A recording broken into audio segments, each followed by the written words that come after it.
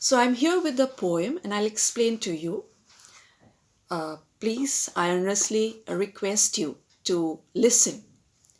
Animals, a poem by Walt Whitman. I think I could turn and live with animals. They are so placid and self contained. I stand and look at them long and long. They do not sweat and whine about their condition. They do not lie awake in the dark and weep for their sins. They do not make me sick discussing the duty to God. Not one is dissatisfied, not one is demented with the mania of owning things. Not one kneels to another, nor to his kind that lived thousands of years ago. Not one is respectable or unhappy over the whole earth. So they show their relations to me and I accept them. They bring me tokens of myself, they evince them plainly in their possession. I wonder where they get those tokens.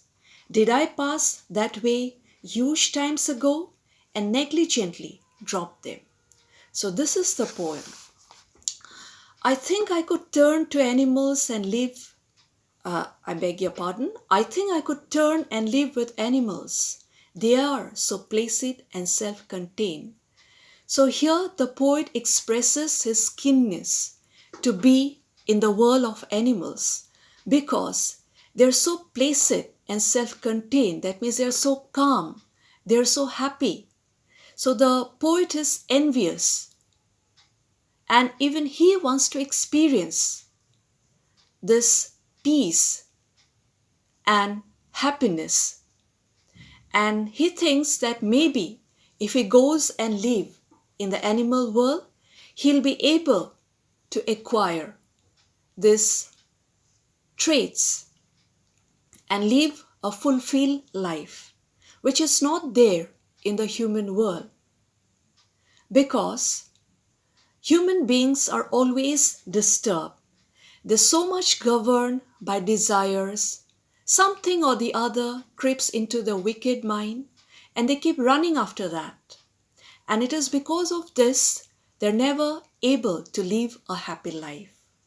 I stand and look at them long and long. So this makes the poet to introspect and go deeper into the lives of the animals. He wants to know really like how they are able to live so peacefully in the same world where humans are so disturbed. They're always trying to change this world, change nature, change to modify, to alter. Like why can't they adjust themselves to this world, to what the way nature has created them? What is the reason? He wants to know. They do not sweat and whine about their condition. That means the poet says that, like humans, animals, they never cry out aloud when they lose something. They don't make a hue and cry about losses or about anything. They accept life in whatever form it comes their way. Unlike humans, because humans are always found crying, they're complaining, they're never happy. Unlike the animals, they do not lie awake in the dark and weep for their sins. Humans, they do wrong, they are guilty, and at night they are not able to sleep peacefully. So they remain awake thinking of their wrongdoings. But the animals, when they go to sleep, they have a very peaceful sleep because they never do anything wrong. They are not guilty of anything. They do not make me sick discussing their duty to God. Humans, they worship God, and not only that, they fake goodness, religiousness, and they try to boast about it. So the poet feels irritated because animals do not worship God. They do not boast about their goodness. They do not fake anything. So the poet is very irritated by the human society where people are seen faking goodness when the reality is something else. Not one is dissatisfied, not one is demented with the mania of owning things. Animals are never dissatisfied. They're happy, as I've already told you, they're happy with the way the world is, with what nature has gifted them.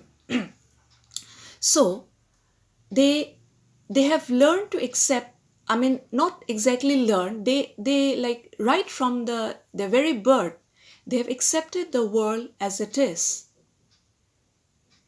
And they have learned to, they acknowledge the beauty of this world, of nature. They reciprocate to nature's call and they're happy, unlike humans. And they're not mad about owning things. Animals, they do not have properties. They do not have a house. They do not have anything which they can call their own. Like humans, they are so mad about owning things, about possessing things, and they're never happy. This is something which is this thirst is unquenchable. They have never been able to quench the thirst of owning something or the other. Not one kneels to another, nor to his kind that lived thousands of years ago.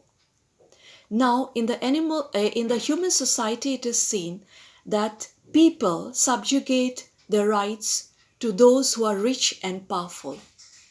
They receive prominence in the society and they become powerful figures. Whereas the others, they become weak. Serious demarcations arise in the human society, which gives rise to inequality. Whereas in the animal world, there is equality of existence. And humans, they also remember, they also glorify their ancestors, which is not there in the animal world. You will never find an animal glorifying his father or his grandfather or his great-grandfather. But we are always, thinking, we are always glorifying, we are always keeping up the traditions of our ancestors. So always we are kind of governed with traditions. We cannot live our own lives. And if we do not do that, we are disregarded in the human society. But this kind of problems are not there in the animal world. Not one is respectable or unhappy over the whole earth. In the human society, we need to show respect to one another. We need to, regard one another, which is not there in the animal world. They're very, they're very happy with what they have. They never show. I mean, in the human world, you will find people who are very happy, people who are very sad, but it is not there in the animal world.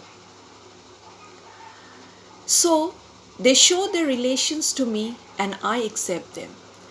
Now, one very important thing that one can notice in the animal world is that they respect each other's space and then they use each other as food.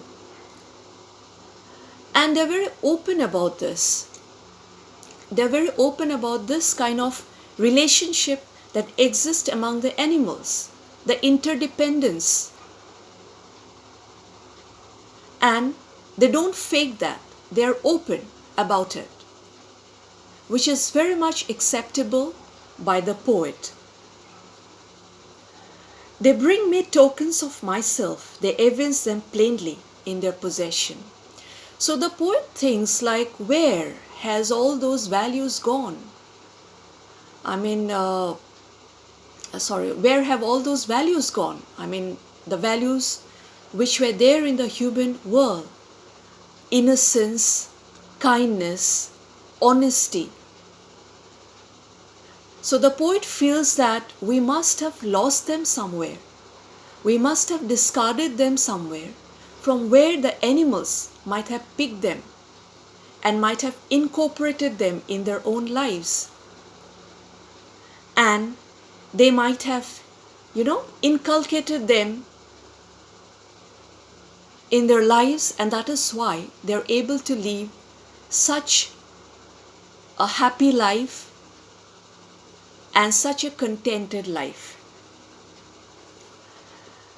I wonder where they get those tokens. Did I pass that way huge times ago and negligently drop them? So the poet comes to a conclusion that we human beings, we were born with so many values, good values. We were happy once upon a time. But then the wicked traits crept into our minds. And these wicked traits of greed, jealousy, hatred did not allow us to live peacefully, to live amicably with one another, and all kinds of evil started creeping into the human world. But the animals, they picked up the values left by humans, and they started living a value-based life, and that is why they are happy and contented. So we need to follow the way animals live if we really want to be happy and contented. So let us forget our desires, temptations, because unless and until we are able to free ourselves, our soul, from the clutches of desires, from the clutches of, wants, we will never be able to live happy lives like the animals. Thank you, and I hope you have understood the poem. Go through, and I'm sure you'll be able to understand. Stay at home, stay safe, goodbye.